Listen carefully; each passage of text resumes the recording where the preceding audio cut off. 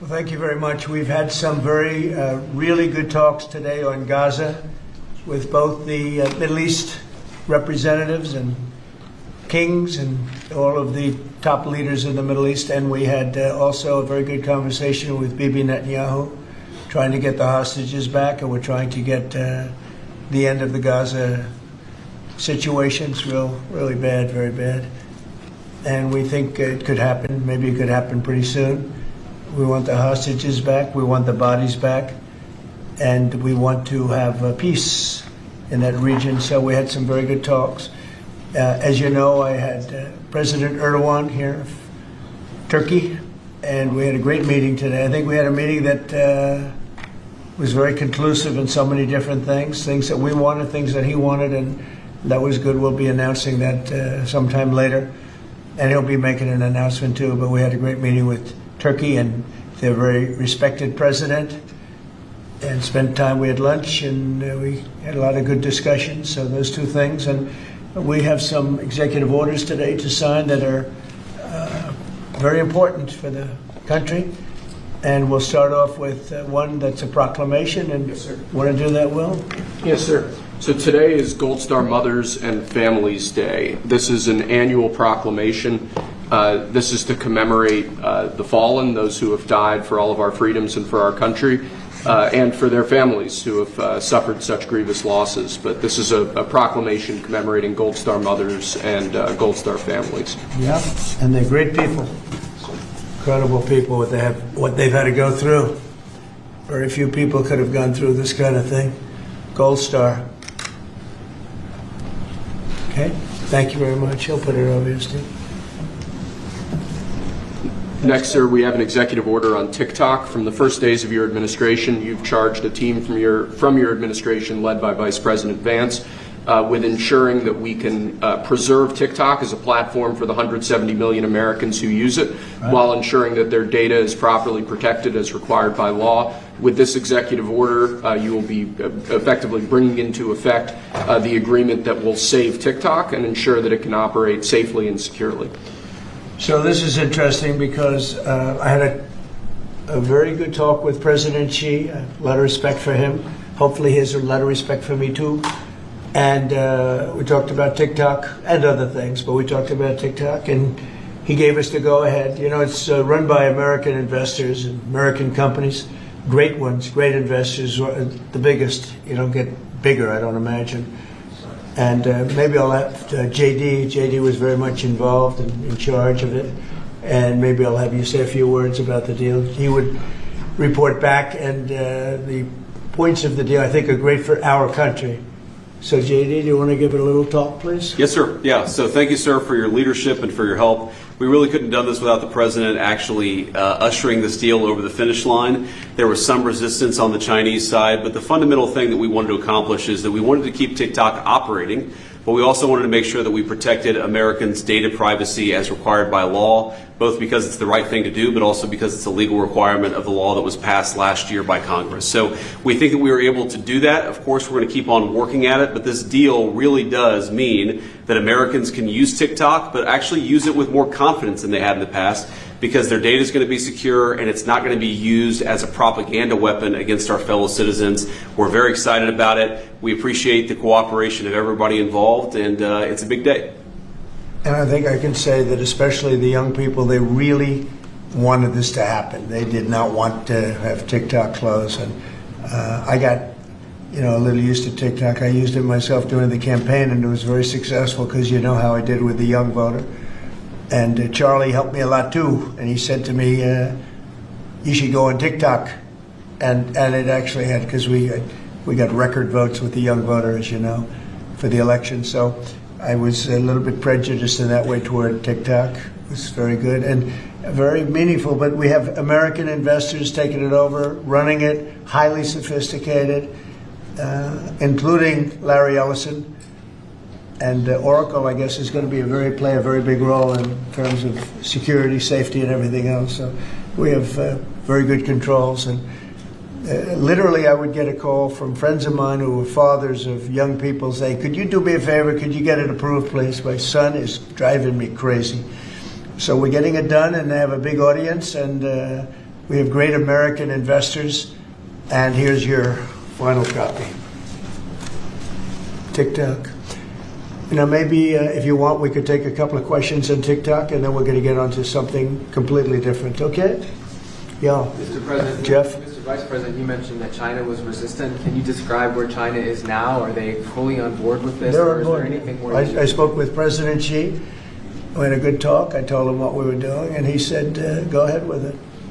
On the algorithm, it's still being leased coming from China.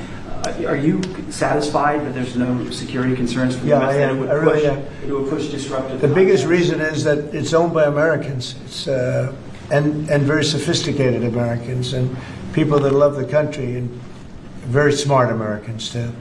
So they don't want anything like that to happen. Yes, please. Thank you. Is there any operational relationship with Chinese entities or staff to execute the deal? With who? With the Chinese? I don't think so. Not that I know. No, we're going to be. This is going to be American operated all the way, and great respect for President Xi, and I very much appreciate that he approved the deal, because to get it done properly, we really needed the support of China and the approval of China. Yes, ma'am. Mr. President, now that Americans will have operational control, do you want to see the algorithm suggest more MAGA-related content prioritized? I always like MAGA-related. If I could, I'd make it 100% MAGA-related. It's actually a good question, but I would, yeah, if I could make it 100% MAGA, I would, but it's not going to work out that way, unfortunately. No, everyone's going to be treated fairly. Every group, every philosophy, every policy will be treated very fairly. Thank you. Mr. President, do you know the valuation? Do you know the American company is going to be valued in billions? Well, they valued it very highly. They're paying a big number. Do you want to talk, Scott? Do you want to say something about value? Well, I'll let the Vice President, and then I can follow And up. you'll say something. Sure. Well, first of all, I would say all credit goes to the Secretary of the Treasury. Couldn't have got it done without Scott. Also couldn't have got it done without Sean Cooksey on my team, so thanks to them. The company will be valued around $14 billion. We actually think this is a good deal for investors, but ultimately the investors are going to make the determination about what they want to invest in and what they think is a proper value. The most important thing is that it does protect Americans' data security. It ensures TikTok is still accessible. And on this question of the algorithm, which we've heard this a lot, what this deal ensures is that the American entity and the American investors will actually control the algorithm. We don't want this used as a propaganda tool by any foreign government. We want to make sure that our people and our investors actually make these decisions based on what's good for their business as opposed to what's good for another government's propaganda arm. So that's what we've done with this deal. I think it's very good for the American people. And as the President said, young people love this. We actually want everybody to access this, whether they're MAGA or not. We just want it to be fair. We want it to be fair to everybody, and we think that's what's going to happen with this new arrangement. Well, the U.S. government... And just to follow up on the Vice President, there were two pieces to the transaction. The Vice President's office has worked since the spring for the commercial transaction between the investor groups, and then Treasury and a group including the Vice President's office were in Madrid 2 weeks ago to negotiate with the Chinese, and it was a result of President Trump's close relationship with Party Chair Xi that we were able to get this across the line.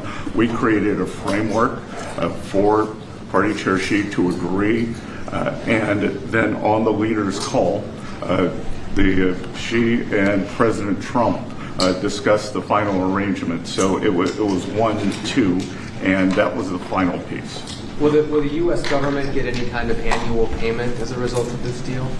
Taxes. It's going to make money, and we're going to get a lot of money in taxes. And you know, China wanted to see this go. It's a great legacy for China too. And I thought President Xi was great in terms of his approval. We probably could have done it a different way, but it wouldn't have been the same. Wouldn't have been the same security at all, but I appreciated that he approved it. So aside from taxes, there's no part of the deal that is like a payment to the U.S. government? Well, we're going to be announcing different things, but the U.S. comes out great. And I think China comes out great because they're going to have a very important legacy. And they have many other deals. You know, they have deals with us, and they have deals in here in this country. and they want to be treated fairly also. So, Mr. President and Mr. Vice President, the U.S. company could change the algorithm to push different content? Is that? The U.S. company will have control over how the algorithm pushes content to users, and that was a very important part of it. We thought it was necessary for the national security element of the law. We also just think it's important to protect American users. Again, we want users to use this platform the way they want to. We want the business to make decisions about content based on the interests of the business and based on the interests of the users, and that's what we think will happen with this new arrangement. And they're paying a lot of money, and I think hopefully it's going to be a great deal. They're very sophisticated people. You'll see a list. Have you seen a list yet of the people? Well, you've been reading about it. I know Michael Dell's involved, and Rupert Murdoch's involved, and a lot of, and let's see, we have probably 4 or 5 absolutely world-class investors that love the country. They made a lot of money with the country, and many of them are in a somewhat related business, so it works out pretty well. And they're going to be very careful about all of these questions that you've been asking. Who else beyond Dell and Murdoch?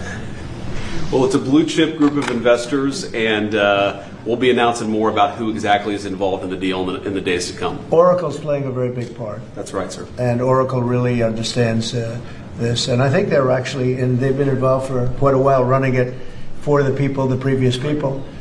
And so it's really, I think it's going to be very well protected. Very, very prestigious deal, actually. On that point, Mr. President, as the President said, Oracle has actually had a role in housing the data for a long time, even when the entity was controlled by the ByteDance organization in China. So Oracle had a pretty interesting perspective on what was necessary to actually create true data privacy protections for Americans. They were a very important part of getting this thing done. Mr. President, you told us a couple of weeks ago you thought that the security concerns were overrated, but were there legitimate concerns when it comes to safety?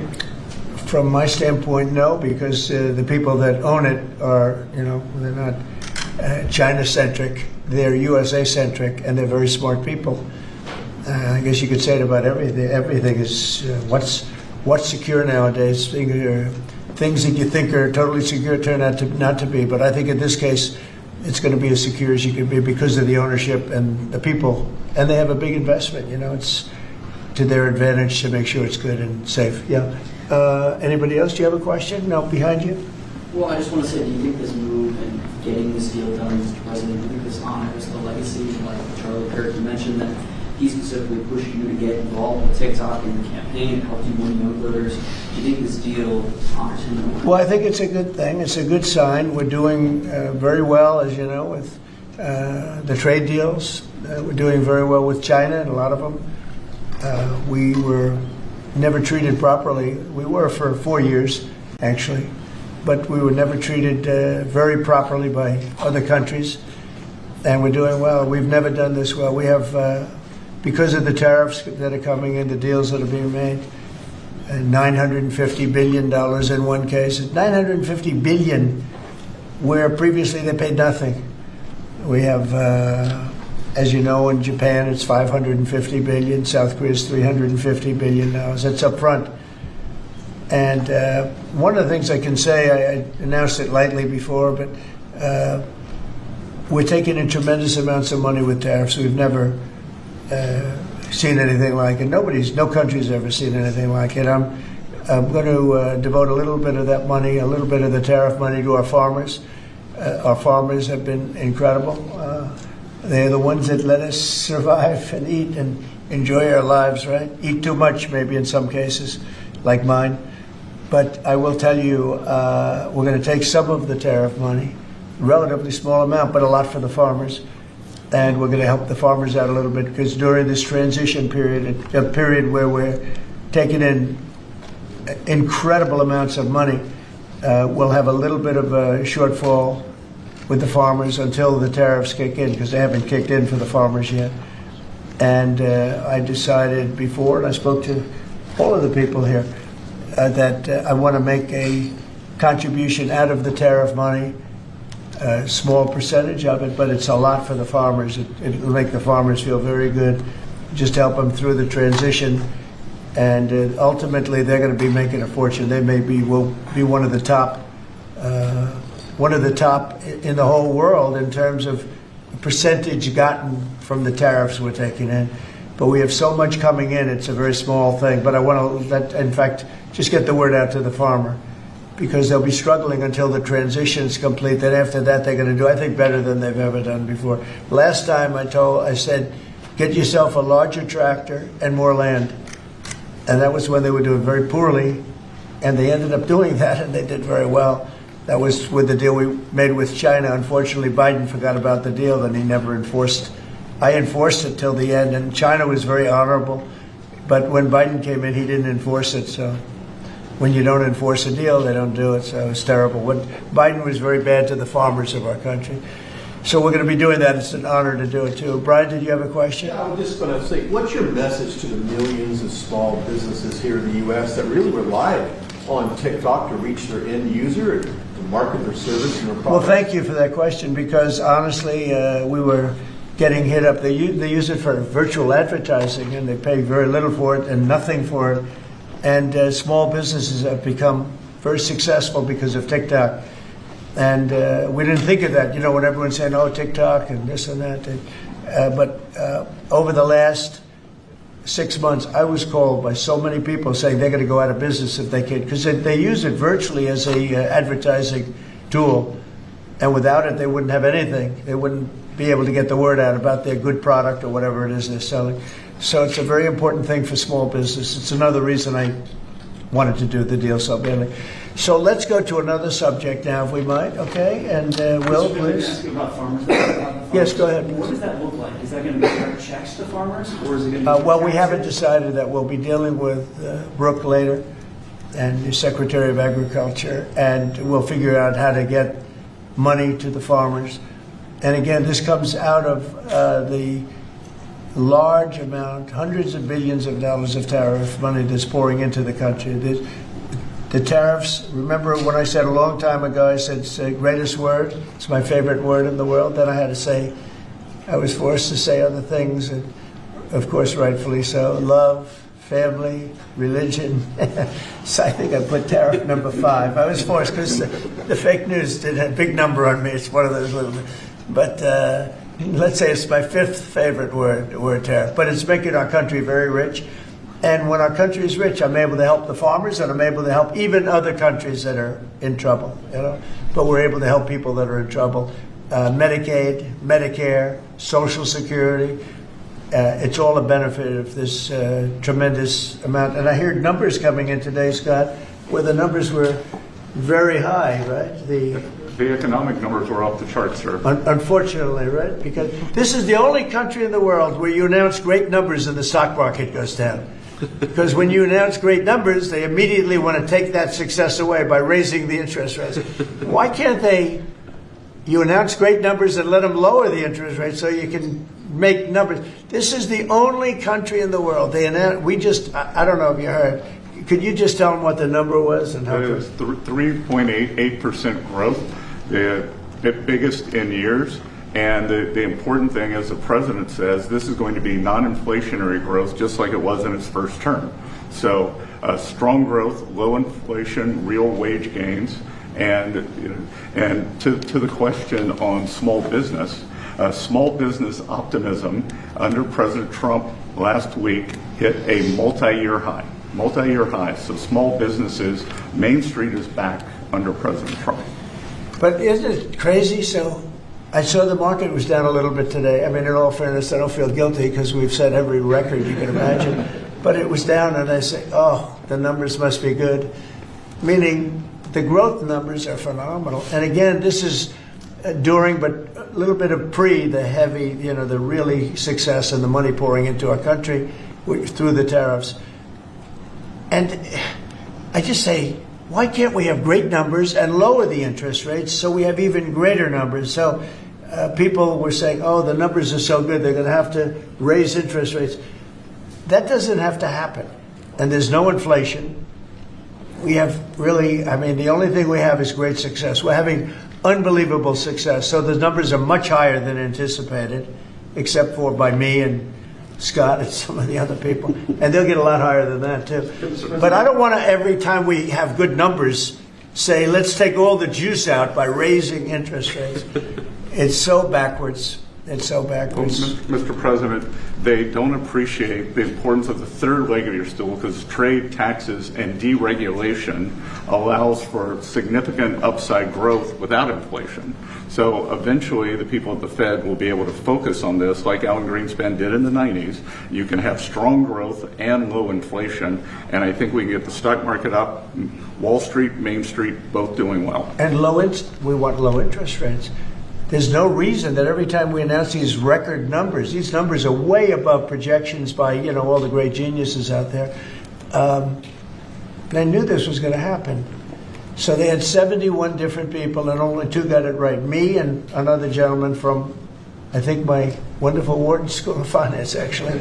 So anyway, but I really want you to look at that. Every time we have good numbers, they say this is a good time because they're guarding against inflation that may happen in 2 years from now.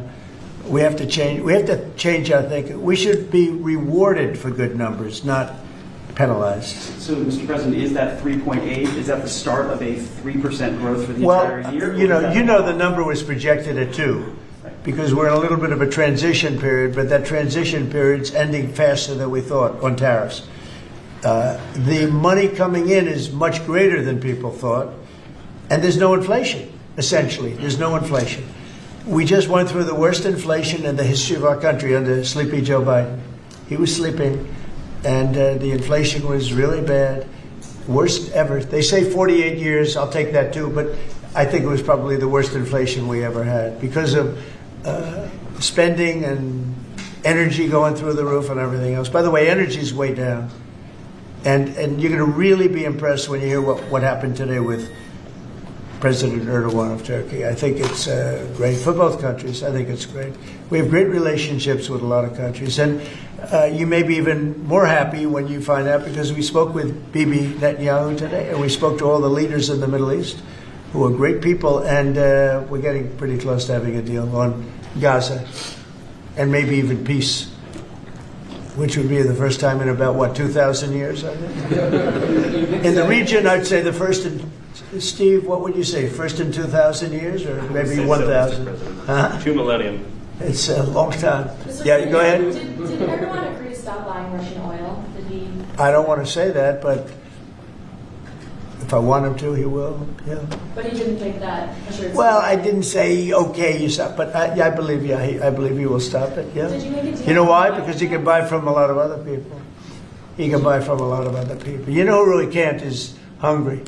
Hungary's got, they're landlocked, and they don't have a nice ocean where ships can sail in from all over the world. They have one pipeline coming. Because I spoke with, he's a great guy, he's a great friend of mine, but that's a harder one for them. And Slovakia too. They're sort of married to one pipeline. So I just don't want to have people go blaming them when we spoke to them at length today, and it seems like that for them it's a little. But that's not. Turkey has a lot of options. He's a great president, a very smart man, and he's going to take. He's going to do what's right. But we had a very good conversation having to do with the purchase of military equipment, etc. Any other questions? Did you make a deal on F-35s, Mr. President? I will be able to easily if I want. So we may do that, yeah. But not yet. Well, it depends. He's going to do something for us, yeah. Please. Is the U.S. going to have sanctions on Turkey? Can I ask you, we're a few days away. By the way, here we go with this guy. Go ahead, let's go. Let's hear the question. We're a few days away from the end of the fiscal year and a potential shutdown. Right. There going to be a government shutdown? Could be, yeah, because the Democrats are crazed. They don't know what they're doing. They want to have the border opened up so that criminals can pour in. We're doing unbelievable borders closed, and people are coming into our country legally.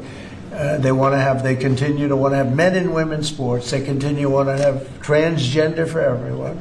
They want to raise everybody's taxes at a number that's not sustainable.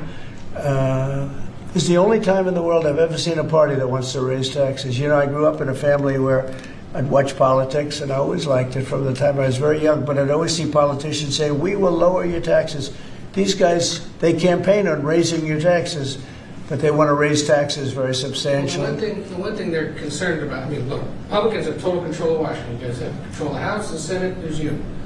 Well, when you say control, so we need 60 votes for this, and we have 53 Republicans, so we need 7 Democrats. And those 7 Democrats and others are asking for an extension of a tax credit on people who get the Affordable Care Act and some other government-backed health care. So are you willing to negotiate on what that they're issue? really asking for is they want to pay for illegal aliens that have come into our country by the millions and get onto the rolls, and they want to pay. And our people don't want to do that. Our people are taxed enough. You know, we just approved the largest tax decrease ever in the history of our country, including the extension of the previous Trump tax cuts.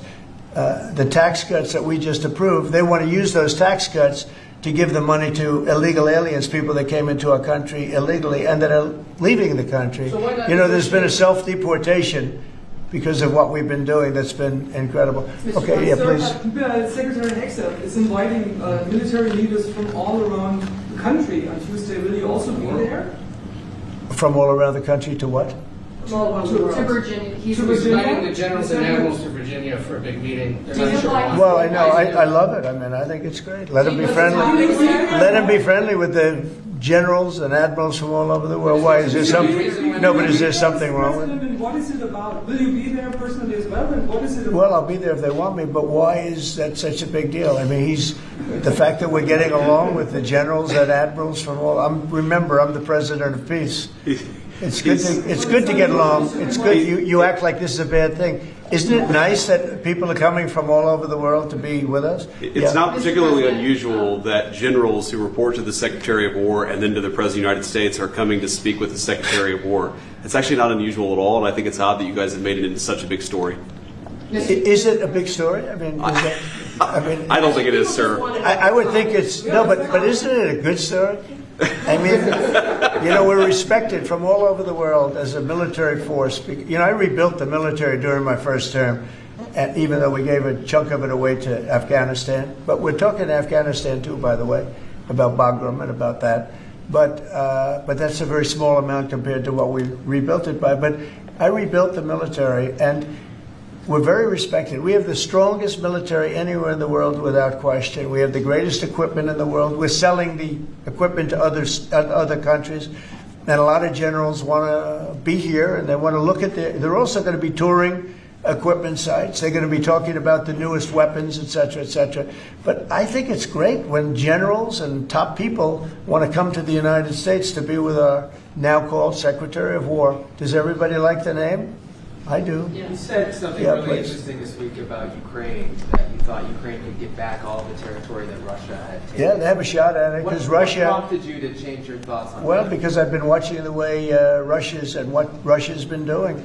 I'm very dissatisfied with what Russia's doing and what President Putin is doing.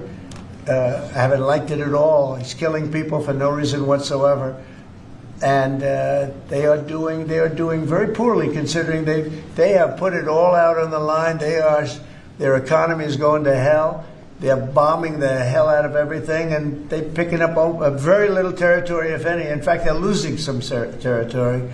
So I think it's been very bad for the reputation of Russia. This war should have been over. If this were our war, we would have had it over in 1 week. And they're getting into 4th year, Jeff. They're getting into the 4th year now. 4 year of fighting, and you see what they've taken. Now, the last month, they've taken very little, and you've been reporting on all the bombing, all the drones all over the place, 900 drones coming into certain areas like Kiev in one night. And with all of that work, they've taken over very little. So now I'm very disappointed in President Putin. I thought I solved 7 wars.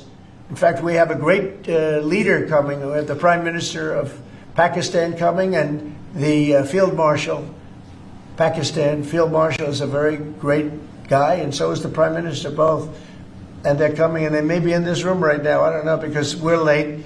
And I said maybe they'd like to join they actually may be somewhere in the beautiful Oval Office. Yeah, please, behind you. On Gaza, did you promise leaders this week that you would not allow Israel to annex the West Bank? Is that something that you I will not allow Israel to annex the West Bank. No, I will not allow it. It's not going to happen. Did you speak with Netanyahu about this directly? Yeah, but I'm not going to allow it. Whether I spoke to him or not, I did. But I'm not allowing Israel to annex the West Bank. There's been enough. It's time to stop now, okay? Yes, please. Jasmine Crockett recently... Jasmine Crockett. Remember when I said, is she a relation to the late, great Davy Crockett? I don't think so. Jasmine Crockett, let me tell you, before you even ask, she's a very low IQ person. I mean, if we ever had to pass an aptitude test, that's the one should take one because she shouldn't even be in the crowd. So I have no idea what you're going to, but I don't think we should waste our time. This is a low IQ person who I can't even believe is a congressperson between her and Ilman Omar and the group. You know, I met the head of Somalia. Did you know that? And I suggested that maybe he'd like to take her back, and he said, I don't want her. Okay, what else? Go ahead. You want? Let's hear what Crockett said. Go ahead. She compared ICE raids to slave patrol. I want to ask you... To slave? To slave patrol. I want to ask you if you think that there should be consequences for members of Congress who make these types of comparisons or use this type of language. Well, I think she's gone over the line, and I think a lot of the people... Look, the Democrats have become radical left lunatics. They have policies that nobody's going to buy. And, you know, I see what's going on in New York. We're going to have perhaps a communist mayor because it's split up. You know, if the people would get together and have one candidate, they'd have, I think, a pretty good chance. But it looks like maybe they're not going to do that. But we're going to end up with a communist mayor. It's not even believable, my beautiful New York. When I left New York to become president, it was a great place. But it was the beginning of bad things because we had de Blasio. Had just started as mayor, and I said, this guy's this guy's a real nut job. Went to Harvard to teach management. Can you believe it? He went to Harvard to teach city management along with the mayor of Chicago, who went to Harvard to teach. The two of them are teaching how to manage a city manage it into hell is what they do. But that was the beginning, and now we're going to go a step further. Now we're going with the communists. Can I be honest? I think it's the greatest thing to ever happen to the Republican Party. I really do. I think if a communist takes over New York City, I think that's a gift to the Republican Party. It's sad for New York, but it's a gift. And New York will recover because, you know, sometimes you need a shock like that to straighten you out. But it's politically, it's probably a very good thing. Mr. President, immigration, crime, and the World Cup, actually. So that's a lot of questions. You have a number of cities that are pushing back against your immigration deportation move as well as your crime initiatives. Some of those cities... I don't think they're very much pushing back. Some of those cities have World Cup games. Yeah. Seattle, San Francisco. They're going to be very secure. But could those games move if they don't cooperate with your crime? Well, that's an interesting one, I guess, but we're going to make sure they're safe. They're run by radical left lunatics and that don't know what they're doing. Look at Washington, D.C. I just got numbers. There's like no crime in Washington, D.C. You, Jeff, will not be mugged walking down the street. You can walk down the street with your family. You can walk down your street with your wife, your daughter, your son, and you're not going to be... We took out 1,700 career criminals that we're not allowing back. And we have this city in great shape. You know, there was a time when not long ago, when every single week you'd have at least one murder. And look what's happening with Washington. It's safe. I went to dinner in Washington just to prove a point. I gave a press conference in the middle of a street. I wouldn't say Secret Service was thrilled, but I did it, and here I am. Look, Washington, D.C. is such a great example of what can be done. We did it in 12 days. We made it very safe in 12 days, and now it's much safer than that. One other thing, I drove around Washington over the weekend, and I said, look at the difference. The grass looked great. Everything looked great. You know, we had a lot of our National Guard, and we didn't ask them to do it. They did it themselves. They're proud. They're great. And they were picking up paper. They were cleaning. The place looked really beautiful. So we have a great Washington, D.C. We, as you probably know, we're going into Memphis, and we're going into some other cities, and very soon we're going to go into Chicago. It will be safe for the World Cup. If I think it isn't safe, we'll move it into a different city. Absolutely, we'll take the world. If I think it's not, it's actually a very fair question. If I think it's not safe, we're going to move it out of that city. If, like the governor of Illinois, who is, you know, look, between last week and the week before, 11 murders, and 38 people were shot. Then he gets up and he says, this is a very safe.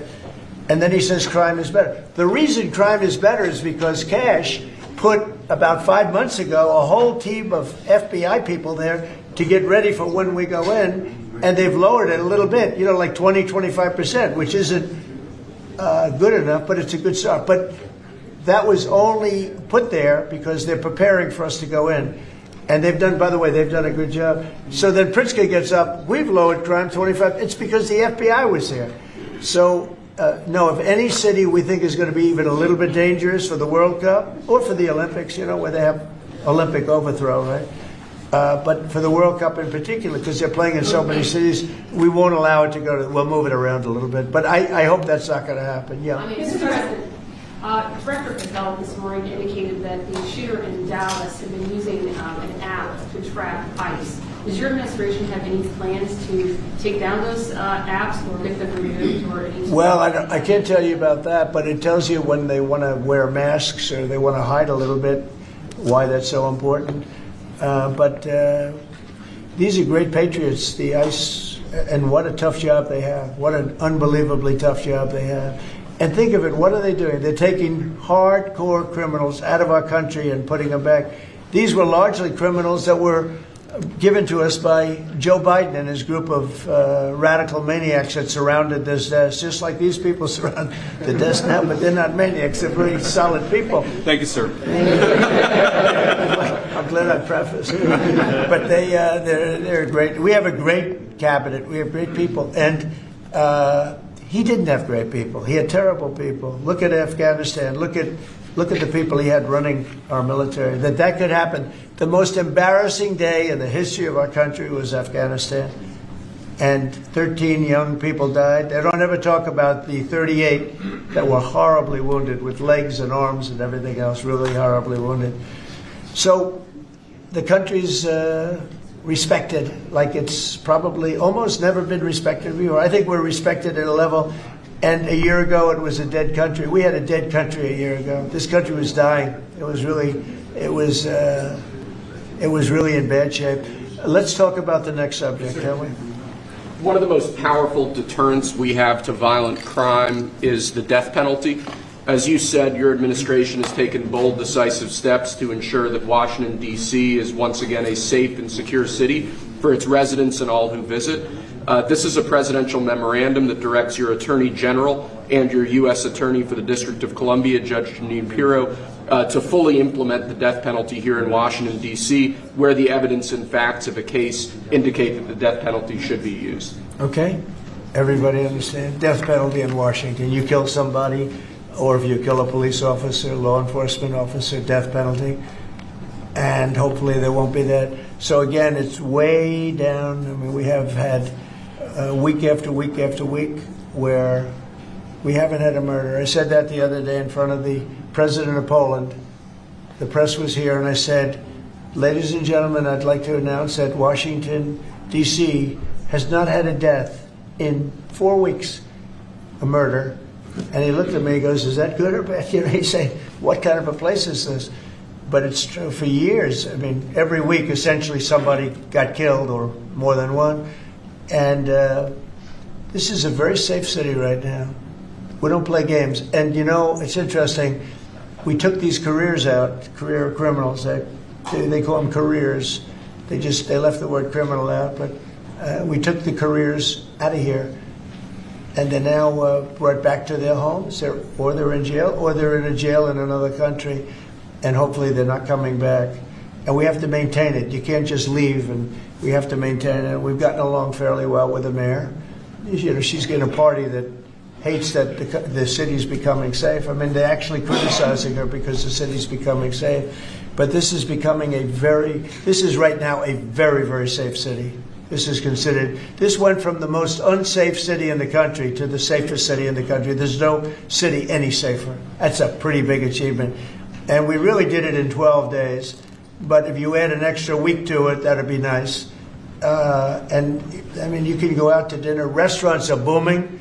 You know, the restaurants were dead. They were dead. Even if you got to the restaurant, then somebody would come in and hold you up. You know, they'd hold up the whole restaurant. They go to Uber. Young ladies in the White House, they'd call Uber for protection. They'd run to the car because they were petrified to be from the entrance of their building to the car.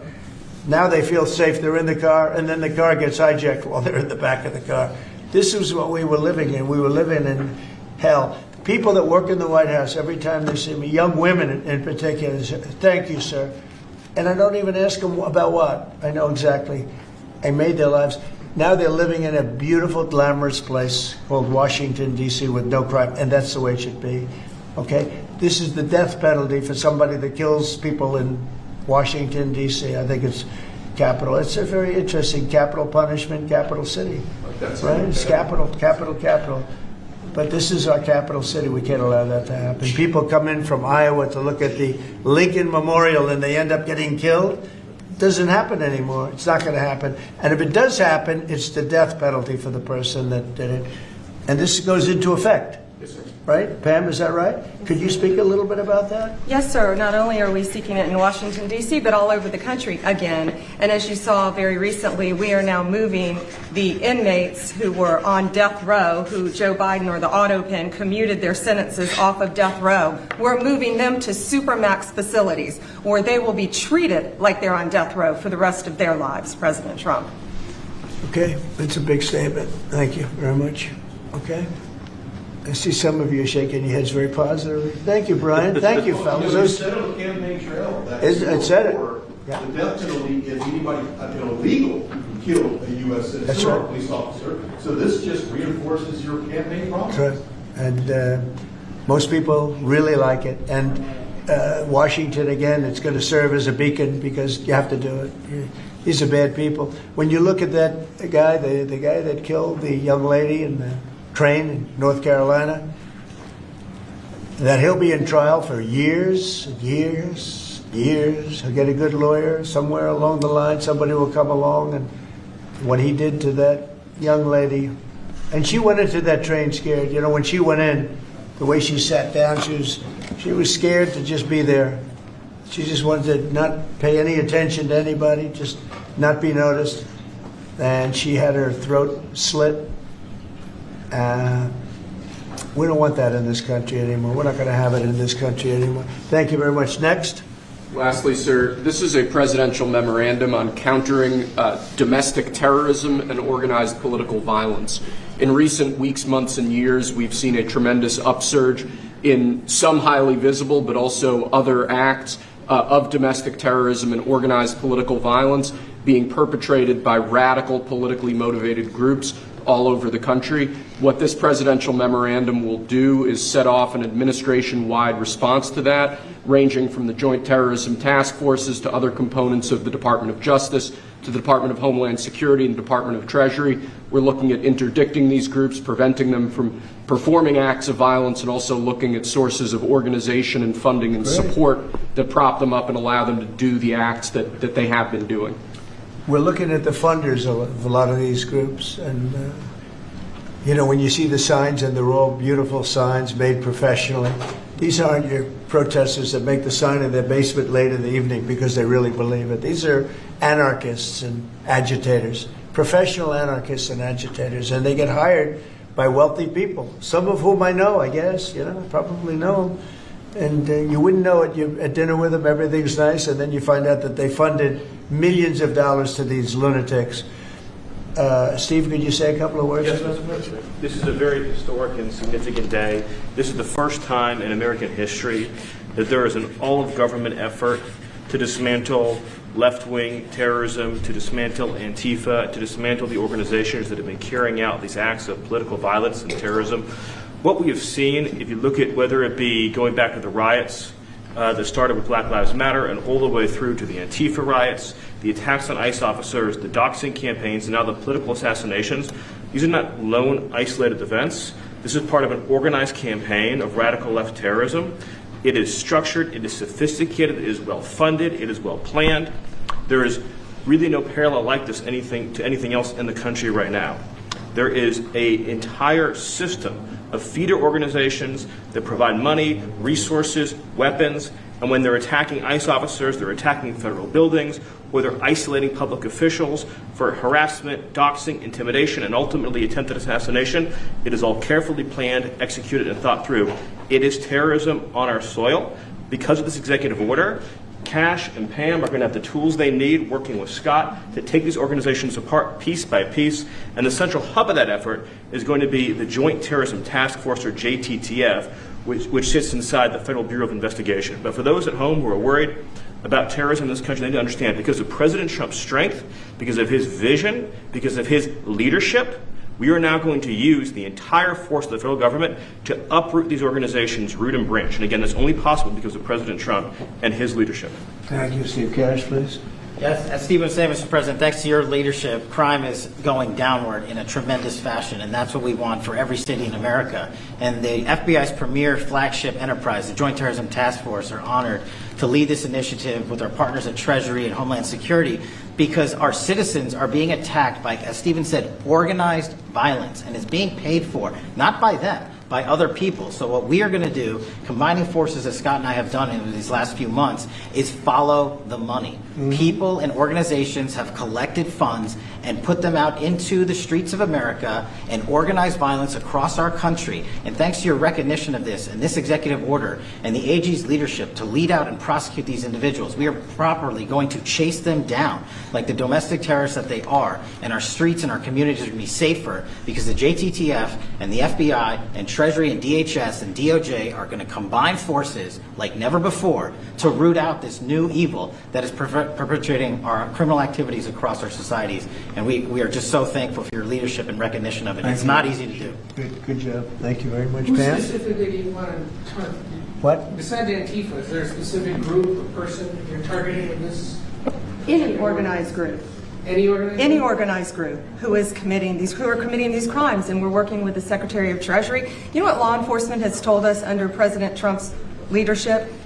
He's taken the handcuffs off law enforcement. They can do their jobs now, thanks to you, President Trump, and that's what's happening. And all of these agencies that Cash mentioned, we work hand in hand together. Our prosecutors were following the money with Treasury. We're working with Homeland Security. Cash's agents, all of our agents, DEA, ATF, U.S. Marshals, combined are working, and with state and local government, to take these people off the streets who are jeopardizing lives. Can I just illustrate this? So I was talking with Cash and Stephen about this a couple of days ago, sir. So I believe it was in Oregon where you had a federal building where there were men in black ski masks who were committing acts of violence, who were shutting down a government building. To the president's point, they don't come from nowhere. These are paid people. This is organized. They're committing acts of political terrorism on American soil. And it's time we had a government that looked out for the American people rather than the people who are committing violence against the American people. When you go out to Portland and you see what's happening in Portland, this is like nobody's ever seen anything like it. Every night, and this has gone on for years. They just burn the place down, and you know, the shop owners, most of them have left, but the few shops that are open, they just use plywood and just like 3/4-inch plywood. They don't put storefronts because they know it's going to be burned down. These are professional agitators. Right. These are bad people, and they're paid a lot of money by rich people, some of whom we know. I'm sure I know some. I don't. If I knew, I wouldn't associate because I'll be in trouble because Pam will say, "Why are you associating with this person?" But I will tell you that these are bad people, and they're paying a lot of money, millions of dollars.